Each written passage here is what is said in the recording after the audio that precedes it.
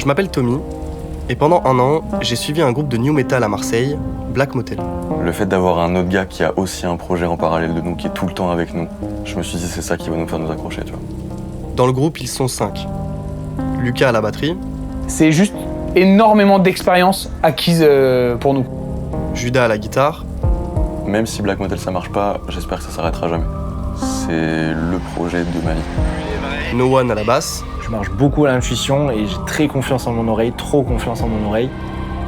Et l'une des particularités du groupe, c'est qu'ils ont 2 chanteurs. Rémi avec un chant plus clair. Moi, la musique, elle m'a pris pour l'instant plus que ce qu'elle m'a donné. Et John avec un chant crié beaucoup plus grave. Quand on a terminé la chanson, je n'arrivais plus à screamer, j'avais mal à la voix et ça sortait plus. Leur objectif, c'est de sortir leur premier projet. Parce que le seul moyen d'écouter leur musique, c'est de venir les voir jouer en concert. T'écoutais pas Black Motel, tu venais les voir en concert. Le chemin parcouru est fou. Et c'est dans ce contexte que j'ai décidé de rejoindre le groupe. C'est le coup de pied au cul dont on avait besoin. Et pendant 1 an, j'ai tout filmé. Putain, mais tu fais un boulot formidable.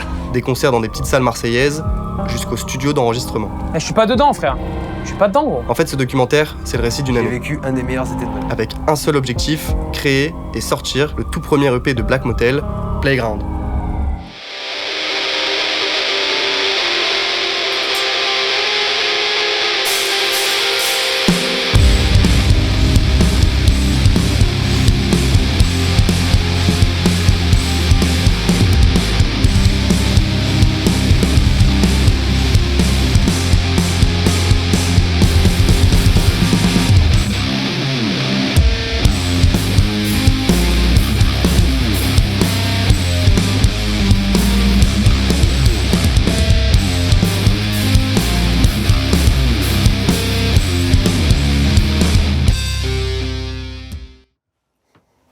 T'es prêt?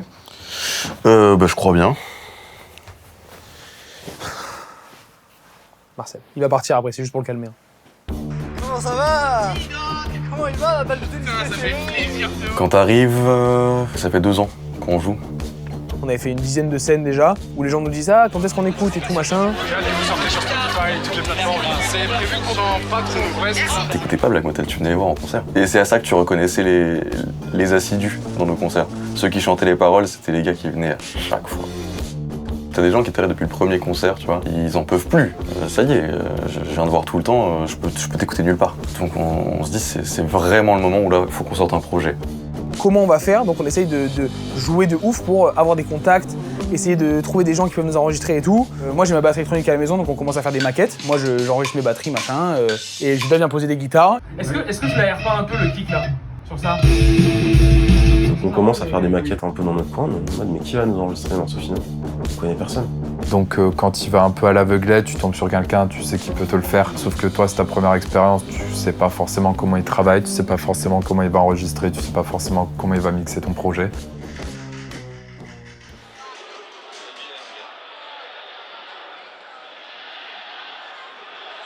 Vraiment, mec.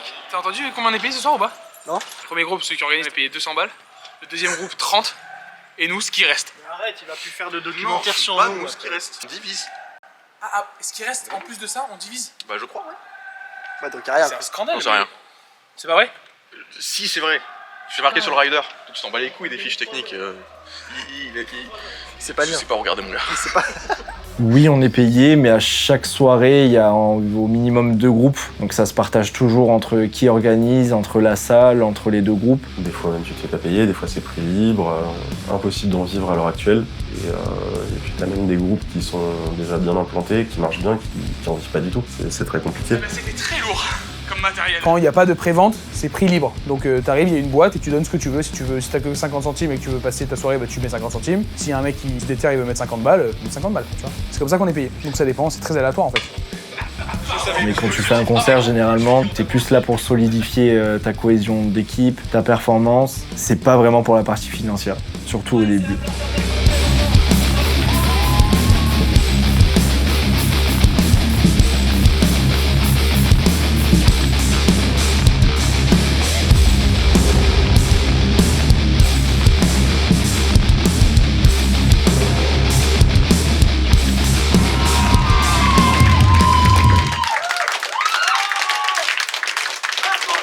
Black Motel!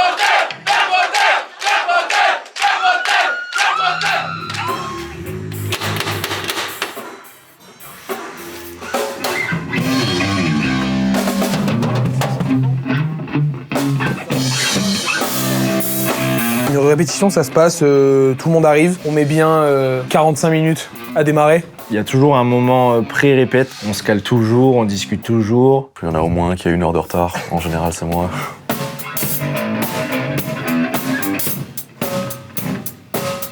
On fait essentiellement des sets live, des répètes où on joue tous nos morceaux dans l'ordre dans lequel on joue quand on est en concert. C'est vraiment juste répéter un truc et l'avoir dans les doigts par cœur pour focus ton attention plus sur comment tu le joues mais sur comment tu l'interprètes.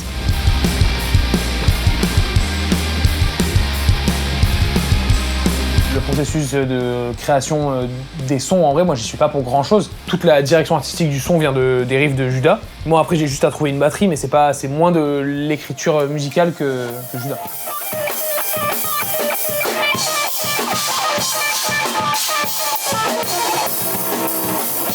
Soit on jam avec Lucas et il y a un riff, il tue sa mère, on le garde, on le réutilise plus tard, on voit comment on écrit un morceau à partir de ça. Soit ça arrive assez souvent que j'ai des idées un peu seul, toujours un instrument à la main quand je suis chez moi. Moi j'aime pas ça parler, je trouve pas ça agréable. J'ai beaucoup plus de choses à dire quand j'écris, quand je dessine, quand je joue de la musique. C'est ma manière de parler de ce qui se passe dans ma vie. Et une fois qu'il a cette idée-là, il vient en local avec. Moi, je mets une batterie derrière, on essaye de trouver une mini-construction ou de créer d'autres riffs à partir de ce riff-là qui vont à peu près dans la même direction. On structure tout ça et ça fait un morceau. On fait un petit bisou pour pas qu'elle casse ce soir.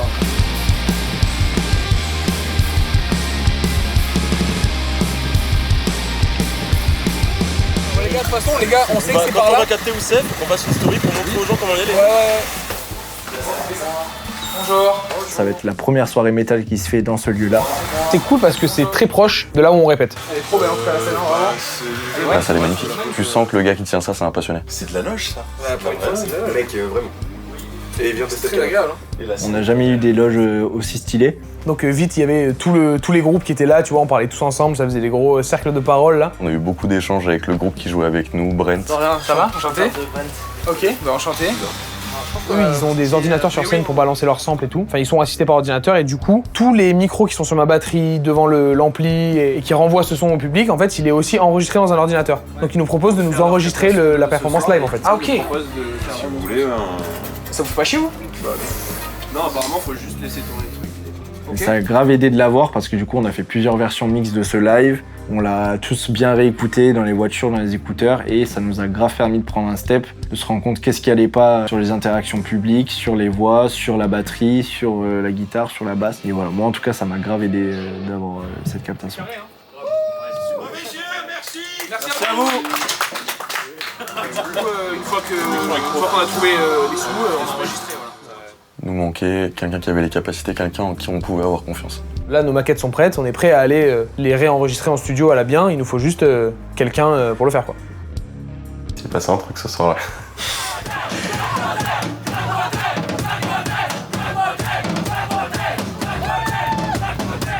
Vous en voulez une autre?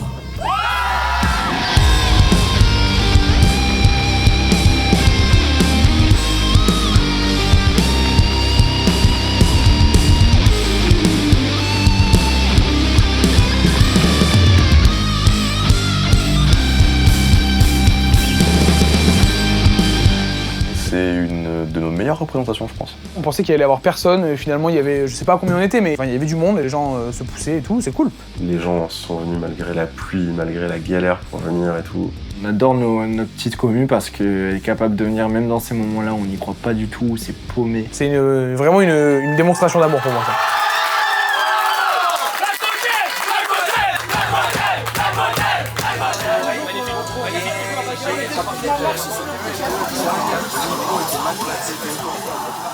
Et donc il y a un mec qui arrive là et qui me dit les gars, c'était trop bien, c'est la première fois que je vous vois.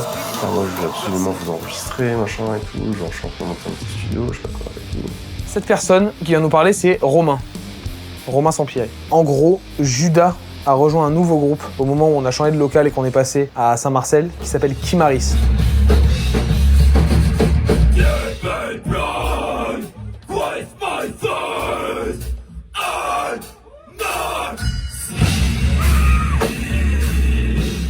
J'ai un projet metalcore plus extrême que Black Motel. qui est le projet de Valentin essentiellement.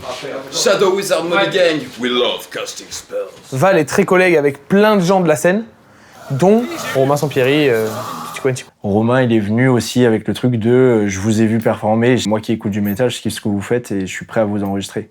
Pour la première fois, on a un mec où toutes les cases de c'est réalisable, ça peut être coché, genre. En vrai, c'est de là d'où part le projet, quoi. Et à partir de là, après... Attention. Attention au bon plat. Parce qu'en fait, on a un pote à nous qui est bon pied, c'est pour ça. Via, vieni via di qui.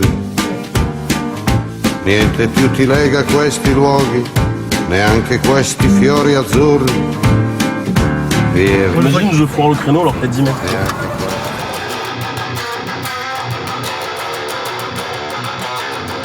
Alors du coup, moi c'est Romain. Je suis musicien avant tout, donc je suis guitariste. Ça fait, on va dire, une bonne quinzaine d'années que je fais de la musique. Quand t'es musicien, tu te dis, ah ouais, le rêve c'est faire de la scène, d'avoir un groupe et de faire des tournées dans le monde et tout machin. Et en fait, au fur et à mesure des années, ce que je préfère le plus presque dans la musique, c'est pas forcément les concerts et tout, c'est la création. Tout le côté composition, arrangement, etc. Puis quand j'ai découvert le métier d'ingénieur du son, je me suis dit, ah ouais, c'est vraiment cool parce que du coup, on peut prendre les idées qu'on a dans la tête et aussi pouvoir les transformer jusqu'au bout et sonner exactement comme on l'a visualisé. J'avais l'envie du coup de lancer vraiment en tant qu'indépendant et de me dire vas-y, j'essaie de repérer des artistes et des groupes. On va dans un studio, prendre des morceaux, les triturer, les tourner un peu, rajouter des trucs, trouver les sonorités, les machins. On enregistre, on mixe, on masterise, on sort. Il nous propose de nous accompagner à 100% dans la production de notre EP, de pas être juste le gars qui nous enregistre, de pouvoir être le gars qui nous dit là ça va pas, faut changer. C'est devenu notre producteur en fait, plus que le mec qui nous enregistre.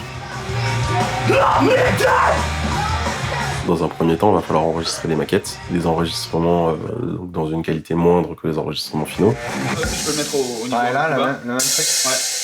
Il faut d'abord concevoir en première fois le son avec des trucs inférieurs, genre programmer une batterie, enregistrer les guitares en 2-2 avec des plugins et tout, enregistrer les voix mais pas se concentrer sur vraiment faire des voix parfaites et tout, juste histoire d'avoir une mise à plat assez carrée pour que quand on l'écoute on puisse avoir du recul sur est-ce qu'il est bien, qu'est-ce qu'il faut changer. Tout ça c'est de la conception, c'est de la production.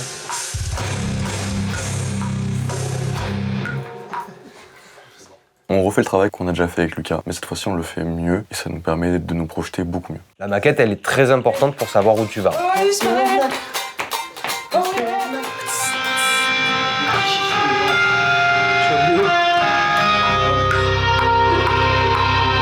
On avait déjà une première vue d'ensemble de ce qu'allait donner le projet. Et surtout, on est en mode putain, enfin quoi. Enfin, on a un truc à écouter. Là, la seule manière qu'on avait de réécouter ce qu'on faisait, c'était soit d'écouter les extraits de live, soit d'écouter des trucs que j'enregistrais avec mon tel dans le local où on regardait des vidéos de concert quoi. C'est ridicule. Là maintenant, on a un truc, on peut faire play, remettre au début, c'est trop bien genre. Ça sonne.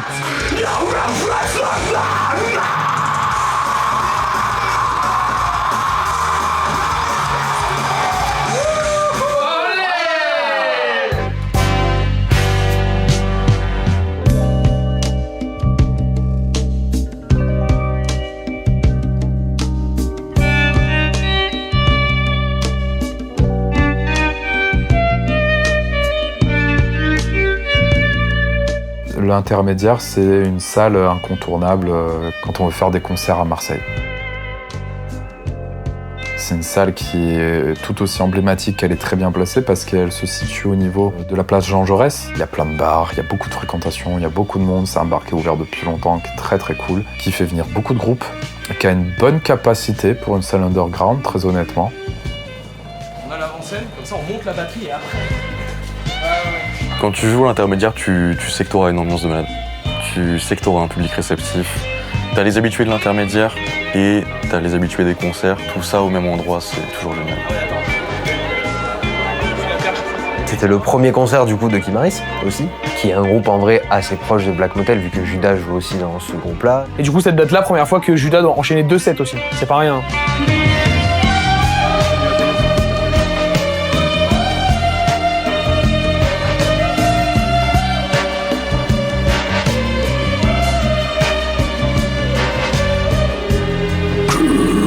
Ils ont un live qui est très bien, mais si tu commences à le structurer un peu plus, tu vas l'affiner, le rendre encore plus propre et plus pro. En fait, c'était juste que ça se passait tellement bien là dans les maquettes, j'avais trop envie que ça se passe bien sur scène aussi. Donc là, vraiment, on avait un mec impliqué qui avait un rôle technique à jouer très important.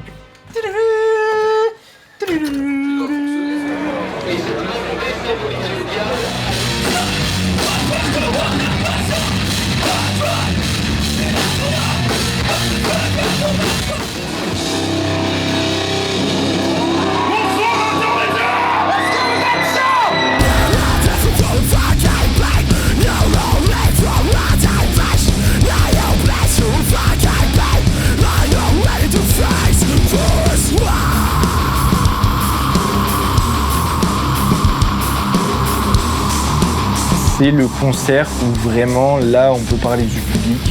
Où vraiment, c'était le bordel. C'est de la chance pure, mais on a un public qui est magnifique et qui répond toujours présent à ce qu'on lui demande. C'est une petite communauté qui est un peu cool. C'est des potes, des fois pas des potes, il y a un peu de tout. Bah, ce public-là est cool, parce qu'il participe de fou. On les voyait au début qui osaient pas trop bouger, puis là, les derniers concerts, ils se charclent dessus, c'est terrible. Mais c'est que de l'amour, donc c'est ça qui est génial. C'était Black Motel, merci beaucoup. Du coup, ouais, c'est un plutôt très bon concert qui a bien marché, très content de ça. Et puis c'est après ce concert-là aussi, on s'est dit, vas-y, c'est trop bien, il faut la suite là. On a encore plus hâte d'aller enregistrer, d'aller mixer et tout machin. On avait vraiment hâte de la suite.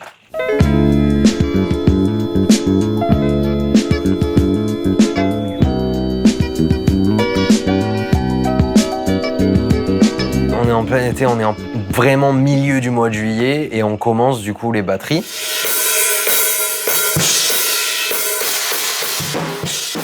En fait, la section rythmique, donc la batterie et la basse, c'est le socle solide de tout morceau. Il a fallu déplacer tout ce qui était dans le studio pour créer un espace insonorisé pour que la batterie soit enregistrée le plus proprement possible. On l'a tout installé, on a accordé les tomes, on a accordé la caisse claire, on a tout bien installé pour que lui soit déjà dans son confort de jeu. J'ai les ears de Romain, j'ai les guitares parfaitement mixées et surtout quand je frappe la batterie, non seulement ça me fait pas mal aux oreilles, mais en plus j'ai un retour instantané de ma batterie déjà pré-mixée.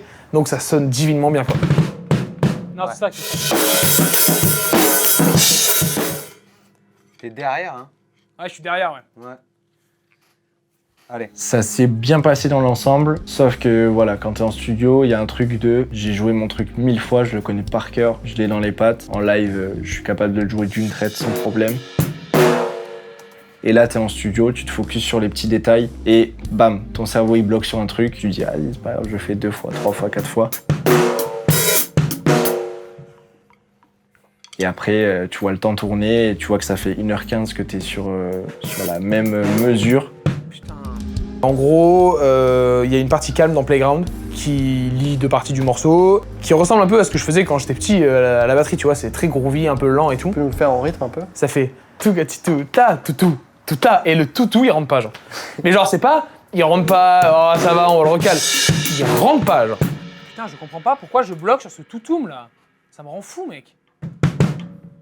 Je comprends pas. C'est ça pas. qui te bloque en fait. Je me suis senti très mal ce jour-là. Romain, à un moment il me dit même plus allez c'est pas grave on recommence, c'est juste je chie, il entend, il arrête, il fait CTRL Z, on reprend pas un mot genre. Et je sais que c'est chiant pour tout le monde, donc je me sens très mal à ce moment-là, j'ai l'impression que je vais jamais y arriver, j'ai l'impression que je suis une grosse merde à la batterie là. C'est vraiment pas un bon moment du tout. Je suis pas dedans frère. Je suis pas dedans gros. Je suis pas dedans mec. On refait si tu veux. Tu l'aimes bien toi celle-là? Moi je trouve qu'elle est pas mal, je préfère celle de l'avant. Il y a eu des moments où c'était plus compliqué parce que quand t'es en studio et tu répètes 30 fois le même truc et que ça passe pas forcément, parfois t'as envie de t'arracher la tête et tu te remets en question, parfois de manière démesurée. Je suis désolé mec, je sais que ça rend fou. C'est le but, hein, c'est le but du studio, hein, c'est de te mettre une grosse tarte dans la gueule. Hein. Ouais, je sais. C'est horrible hein, le studio. Hein, à partir du moment où tu t'enregistres, tu vois tes défauts. Quand t'as vu tes défauts, tu dis ok, je suis nul. Après, tu te rends compte que t'es pas si nul que ça. Et tu dis bon, je sais sur quoi travailler, je sais comment le travailler. Mais une fois que tu t'es remis un peu dedans, t'es cool, vas-y, tu vas à fond et ça marche. Et tu te rends compte que ça marche. En fait, l'enregistrement, c'est trop bien pour voir ses qualités comme ses défauts. Je vais fumer une clope, j'arrive. Ouais. Il est sorti prendre l'air, je vais le laisser respirer un peu. Mais au final, il a réussi à le passer super bien. Et puis après, il y a la magie aussi de on travaille plus avec des bandes analogiques, des bandes magnétiques en analogique. C'est-à-dire que si c'est un truc à recaler, ça peut se recaler. Ah ouais, c'est ça. Et tu vois, si je l'enlève. Et l'édit, tu peux le faire. Hein. Quand c'est des petits trucs comme ça, tu peux le faire. Ok. Il met play pour la partie d'après. C'est une partie ultra mélodique ou qui nécessite une batterie très lourde. Je l'ai enregistré en un coup.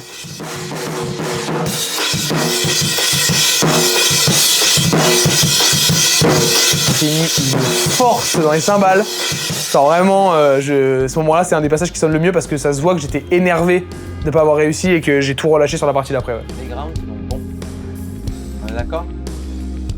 Ouais, c'est bon. Lucas, pour moi, c'est l'araignée sympa du quartier. Il a 1000 idées à la seconde en tête et il est inépuisable. Tu vois, je l'ai jamais eu fatigué, je crois. À l'image de sa batterie, c'est vraiment, je pense, la structure osseuse du groupe. C'est Lucas. C'est celui qui a le plus travaillé son instrument de nous tous. Et c'est un mec qui ne cesse jamais d'apprendre. S'il sent qu'il a des lacunes, il va bosser dessus jusqu'à ce qu'elles n'existent plus, quoi. C'est un vrai bosseur. C'est le pilier. On peut auditionner 100 batteurs qu'on ne trouvera pas le batteur de Black Motel.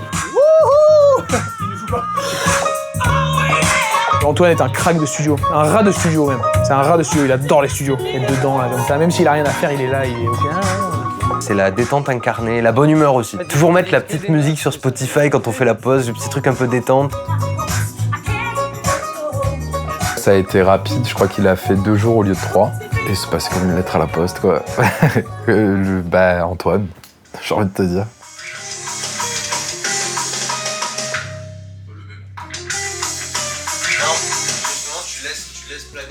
L'avantage aussi, c'est qu'on était en tout numérique, donc du coup, t'as pas de problème de micro, là il y a du bruit, là il y a du machin, tu t'enregistres et après tu peux recouper des trucs si tu veux le faire. Mais il joue bien sur le temps comme il faut, avec les bonnes intentions, tout ce qu'il faut, franchement. Ça a été un des plus faciles, on a fait 2 jours de basse. Oui, c'est que tu me fasses un pam. Ok, tu vois, à la fin du truc, comme ça, ça suit le... J'ai remarqué en bossant avec lui qu'il avait vraiment des idées assez uniques en termes de composition, surtout dans un milieu aussi fermé aux idées que le métal. Mais moi, parce que là, il y a 2 possibilités. Soit Judas, je fais le... Soit... Il y a des fois où juste il écoute un truc, il dit à Romain, ouais putain, tu devrais mettre un EQ, il y a une fréquence là, vers les mids que j'aime pas trop et tout. Romain il dit, mais non, il y en a pas et tout. Si, regarde, il y a la fréquence. Voilà, c'est là. Fort heureusement, je suis très content d'avoir l'oreille que j'ai, mais malheureusement pour les ingé sons et tout, dès que je sais ce que je veux ou ce que je visualise, je veux qu'on essaye, je veux qu'on me le mette sous l'oreille, et si ça passe pas, on passe à autre chose. Je marche beaucoup à l'intuition et j'ai très confiance en mon oreille, trop confiance en mon oreille. Parfois, dès que j'entends un truc et que je le dis, souvent ils me disaient putain t'as une oreille d'enculé et tout, c'est trop cool, mais au bout de 2-3 jours, il en pouvait plus, tu vois, de mon oreille qui était trop précise, ce qu'il me disait arrête, vas-y, tu vois. Une oreille d'enculé, lui. Hein. Ouais, il est fort. Il casse les couilles. Mais c'est son influence rap qui est cool aussi. Ça apporte vraiment quelque chose d'intéressant parce qu'il y a vraiment un autre style, du coup, qui se mélange. Mais ça se sent plus en tant qu'influence que vraiment en tant que pièce rapportée du rap.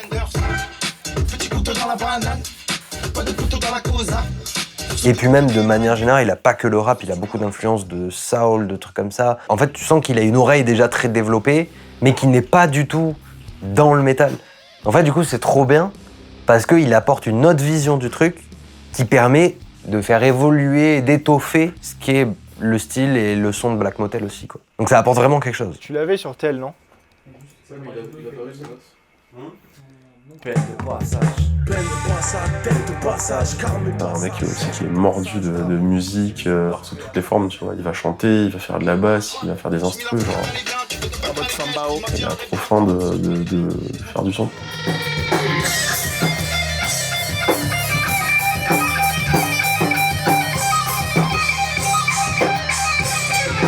Alors, Judas, c'est celui avec qui j'ai pris le plus de temps en studio. On a passé vraiment 4 jours. Il est 15 fois mieux, alors. Oui, c'est au 3e. Tout le monde a enregistré quasiment un truc à chaque fois. C'est juste que Juda, à chaque fois, il a enregistré plusieurs pistes, sur plusieurs couches différentes, avec plusieurs sons différents. Quand tu écoutes les morceaux, tu te rends compte qu'il y a 2 guitares. Une guitare à droite, une guitare à gauche dans les oreilles, en stéréo. En fait, c'est 2 prises différentes. On dirait que c'est un peu le même, mais en fait, c'est la complémentarité des 2 sons qui fait le son global. Et donc oui, à chaque fois, il a enregistré sa partie principale et il a enregistré la 2e guitare. Sur tous les morceaux, on a fait comme ça.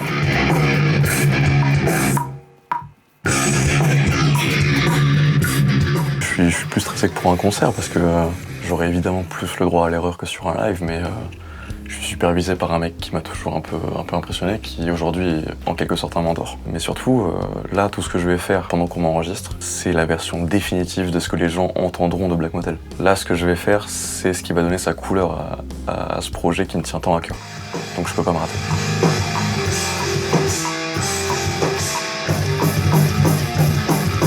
C'est la guitare de Juda qui fait le son de Black Motel pour moi, clairement. Alors après, tout le monde a son influence, de par le grain de la voix chez les chanteurs, de par le son fat de la basse, de par le jeu de Lucas et les idées qu'il puisse avoir. Mais en vrai, tout ça, c'est autour des riffs principaux que Juda fait. Il faut pas qu'il soit sec celui-là, tu vois. Au contraire, Non, en plus en les doublant avec les Get Go Drums, ça va faire double. Black Motel, c'est Juda. Black Motel, c'est nous parce qu'on l'a créé ensemble et que je m'investis autant que lui dedans, mais Black Motel, le son de Black Motel, c'est que Juda. Toi-même, tu sais que si je change un rythme de batterie, ça va pas changer énormément, ça va changer un peu, mais ça va pas changer le mood global, ou moins en tout cas que si tu changes la ligne de guitare ou le rythme de la guitare. Enfin, les accords que tu utilises, si c'est majeur, mineur, ça change tout, selon ce que tu mets de la dissonance ou pas, c'est pas le même morceau.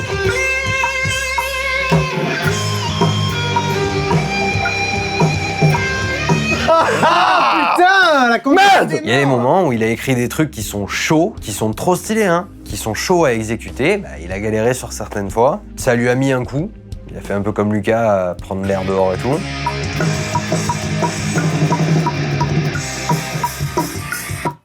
Je suis désolé, je sais pas ce qui m'arrive. Je sais pas pourquoi il fait des trucs hyper techniques. Parfois sur 1 seconde, genre juste une petite seconde dans le truc, il va te lâcher un truc hyper technique. Non mais je sais pas pourquoi il est pas évident celui-là. Et du coup, bah pareil, il y a des moments en studio où bam ça bute, il faut refaire. On refait. Vraiment, j'ai passé des heures sur un leak compliqué, mais qui devrait pas l'être. En tout cas, pas autant. Et ce jour-là, il y avait Nessan, le guitariste, l'ancien guitariste de Harp, qui était en studio avec nous. Voilà, bienvenue. Bah, t'arrives pour le one shot? Dans le petit espace, ouais.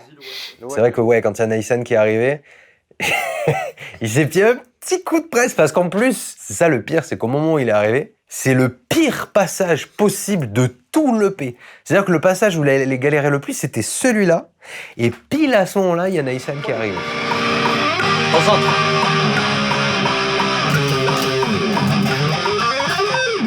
Mais du coup, ça a été cool, parce que Nessan, qui est un des gars les plus gentils, les plus cool que je connaisse, en fait, il est allé l'aider. Nessan a été d'une aide immense. Sans lui, j'aurais pas pu enregistrer cette partie, je pense. Il m'a carrément appris à jouer mon morceau. Et au final, le truc est passé, mais trop bien. Et ça sonne incroyablement bien.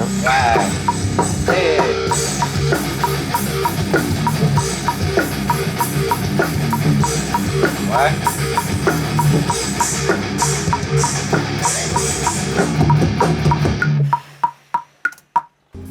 Bien, hein, je crois. Hein. Et il y avait des choses comme Playground, par exemple, où on n'avait pas du tout réfléchi au pont de Playground. Pour le délire, j'avais envie juste de, comme je t'ai expliqué du coup le coup des 2 guitares, je me suis dit, pas sa guitare principale, mais je joue juste un passage dans un morceau, et c'est moi qui le joue, quoi. C'est pas moi qui écris rien du tout, mais juste j'ai joué pour le délire, quoi. Arrivé au pont, du coup, un peu clean, il avait les accords, et en fait, on trouvait jamais un truc parfait. Pendant les maquettes, on a cherché, au début, il y avait la voix dessus, après on s'est dit, on va mettre un peu de truc de rap, après on s'est mis un truc de scratch, de DJ. Ça a été un petit travail de ping-pong, et au final, j'ai fini par enregistrer un truc qui a donné la partie que vous entendez aujourd'hui sur Playground, ce petit passage clean. Et en fait, on s'est dit, il se suffit à lui-même. Il y avait besoin de rien rajouter, en fait.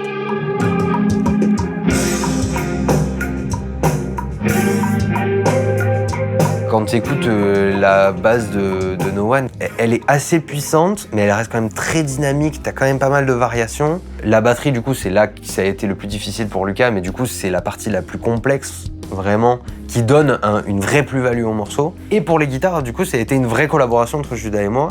Donc c'est un peu une partie un peu étoffée de notre collaboration, c'est un peu un résumé, quoi. Ah.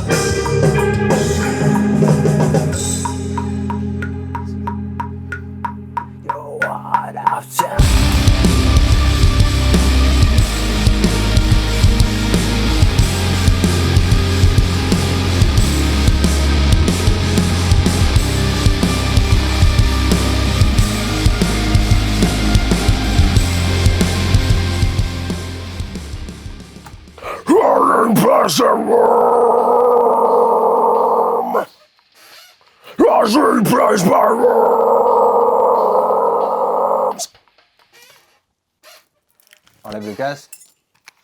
L'objectif, c'est de faire ça. Ah, on va avoir ce feeling-là, quoi.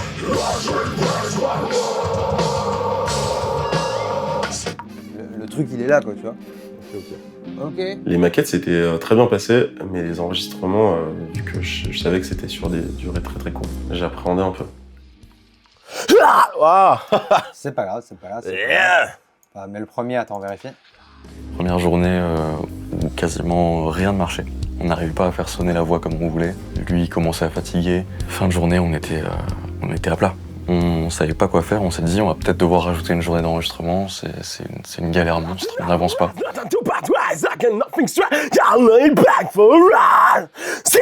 Non, non, ok. Non, il y a eu des moments où c'était l'évidence même, ça a déroulé facilement. Et il y a des moments, pareil, de remise en question, ah merde, ça je galère, ça c'est chiant, ça j'ai l'impression que c'était mieux en live, etc. Mais je pense que ça a été l'expérience majoritairement commune à tout le monde, sauf Antoine, évidemment.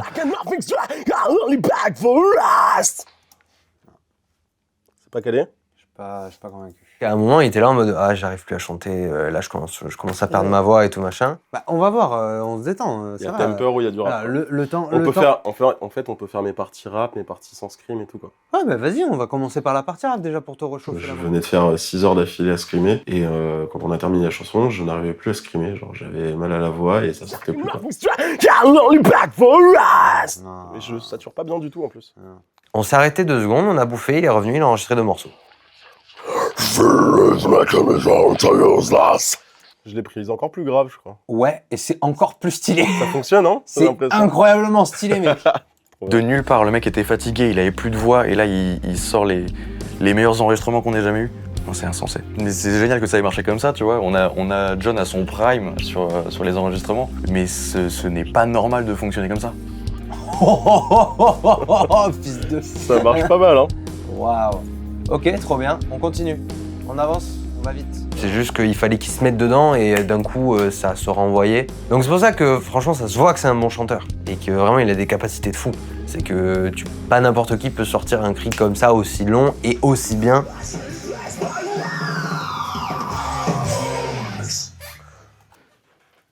On est les premiers, on est les premiers à entendre ce que donne à peu près le produit fini de ce qu'est Black Motel aujourd'hui. Oh mec, quel bonheur. Trop bien.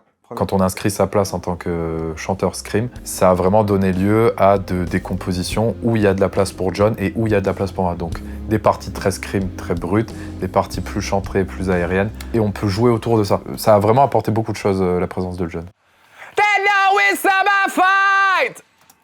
Là, je suis en retard, mais attends. J'arrivais à la fin, moi, de quasiment plus d'une dizaine de jours d'enregistrement. J'ai commencé vendredi 26, 25, vendredi 25. Ça commence à faire long. Donc, tu arrives à la fin, c'est dur, t'as moins de patience. Donc, c'est sûr que Rémi, ça n'avait pas été le plus aidé là-dessus. Ok. Et donc après, tu refais la même hauteur, mais tu restes au maximum sur la même ligne, genre. Ça a été des sessions assez longues, assez dures, épuisantes pour lui. Putain, j'en peux plus, gros. Alors là, c'est dur, au bout de 3 jours, c'est... Parfois, il fait une prise il y a la fin qui est trop bonne, le début pas du tout. Il refait la deuxième, le début est trop bon, la fin pas du tout. Qu'à chaque fois, c'est refaire. Et je pense que c'était très épuisant pour lui en premier temps et très épuisant pour nous qui l'avons entendu gueuler a cappella pendant des heures.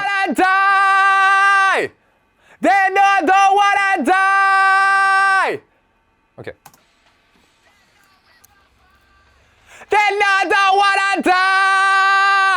Ah, plus long. Ouais.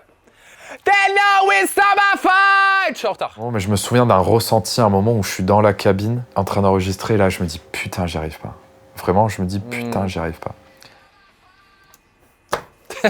C'est fou mec, je te jure, j'ai jamais vu ça. Les autres ingé-sons qui regardent là, je vous jure que c'est vrai. J'ai un temps de latence naturelle. Mais ouais, c'est ça, genre il a pas installé le driver dans son cerveau. Je suis hyper lent du cerveau. Il fait la prise et tu dis c'est pas dans le temps. En fait quand tu regardes, tu décales tout de une case, c'est bon. C'est dans le temps mais parfait genre. Parfait. Je sais pas comment il fait, je sais pas. Un truc assez bizarre. Ouais, c'est que il est en rythme mais pas dans les temps. Il commencera pas au bon moment, il terminera pas au bon moment. Par contre, si tu prends ta prise et que tu la décales juste de ce qu'il faut, ça marche. C'est lunaire vraiment. Je comprends pas comment c'est possible.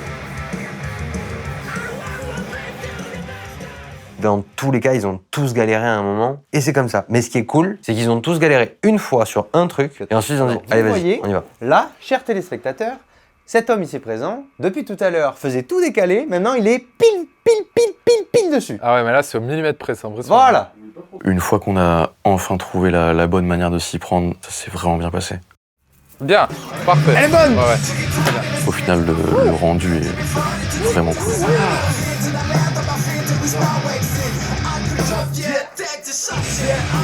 La presta là de tout ce qui est sur l'album de Rémi est excellente. C'est ce qui crée l'originalité aussi dans Black Motel, c'est cette voix que tu attends pas en fait. Oh.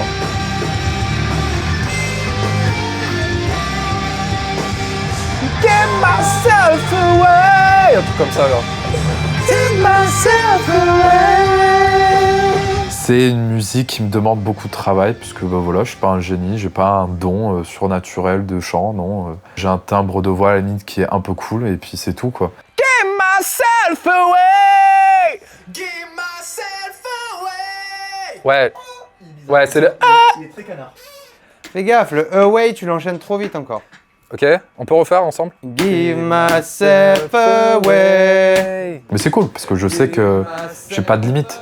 J'ai pas de limite à ma progression. It's consuming me. Me fait imperfect, c'est enculé. Genre, c'est le même truc. Je suis trop content de ce qui se passe là. Ouais, ça rend super bien. Il est où Noël quand vous parliez de... Et là, ouais, regarde. c'est peut-être la plus belle. Oh non, il va me saloper lui aussi. Ah non? Ok. C'est officiellement terminé. Merde, j'en ai raté.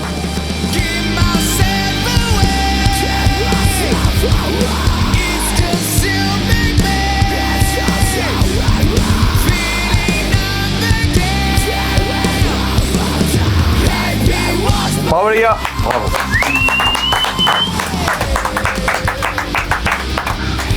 Ensuite, ce que vous allez écouter, c'est une mise à plat, c'est-à-dire qu'il y a quasiment rien qui est mixé. Puis après, du coup, on s'est fait une écoute complète de la mise à plat.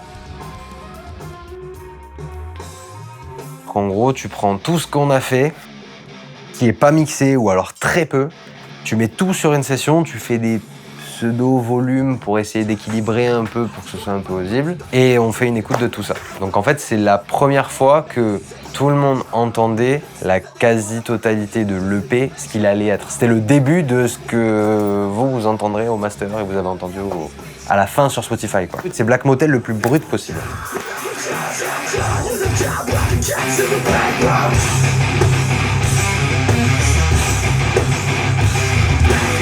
Et on est ultra ému là. Je me souviens de la session d'écoute juste après avoir terminé tous les enregistrements et qu'on écoutait les mises à plat. Il y a eu des pleurs partout. Hein. Il y a eu des pleurs partout. Enfin, il y a eu des pleurs de moi et Judas. Les gros bébés.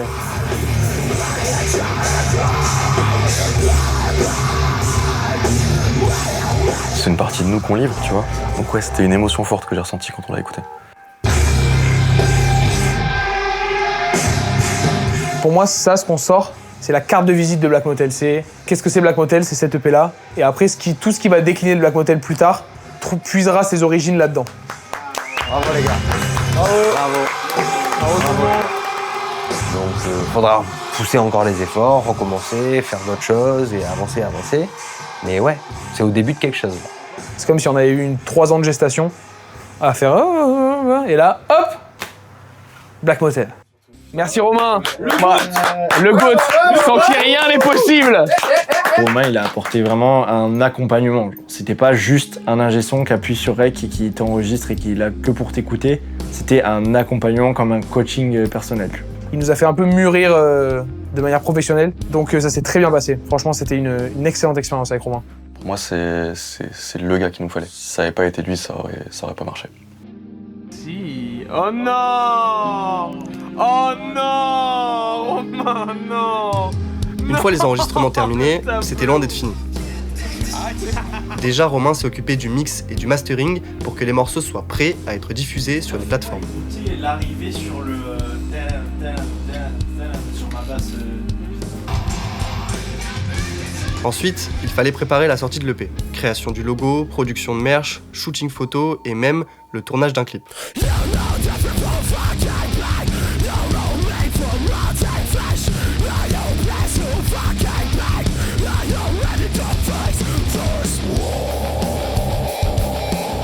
De mon côté, c'est à ce moment-là que j'ai commencé le montage.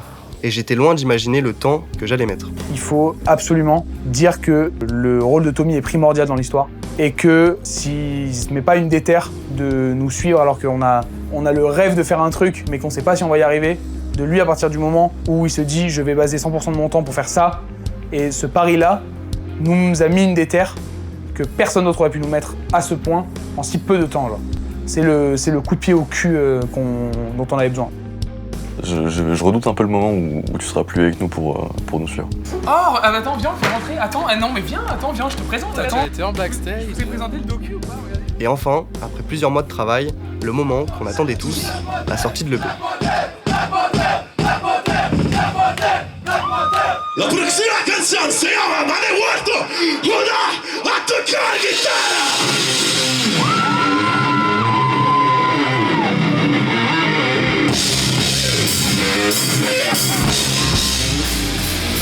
Ciao!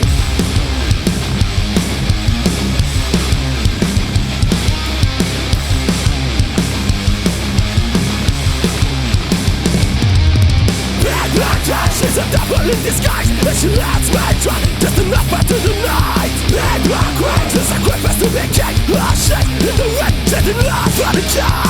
From the rough face, give me your strength. Goddamn, swallow me home, you damn tricks. Theories making me drunk, the useless. C'est quand qu'il y aura un plan de moi que je transpire pas, genre, tu sais, genre. Première fois de ma vie dans le pic de Black Motel, majestueux mec, pour une fois j'ai pas la cam. Incroyable, l'EP est magnifique, c'est le meilleur mois de ma vie. Il veut un t-shirt. Qu'est-ce qu'il faut comme taille? C'était la folie gros, c'était un peu humide, mais c'était la folie. Aujourd'hui, l'EP est disponible. Et à chaque fois que je l'écoute, je repense à toute cette année. Toutes les rencontres que j'ai faites, tous les fous rires, toutes les nuits blanches, tous les moments qu'on n'a pas filmés. Je remercie énormément Black Motel pour m'avoir ouvert leurs portes et surtout pour m'avoir fait confiance tout au long de l'année. Merci également à tous ceux qui ont bossé sur le projet de près ou de loin. Et enfin, merci à vous d'avoir regardé mon premier documentaire.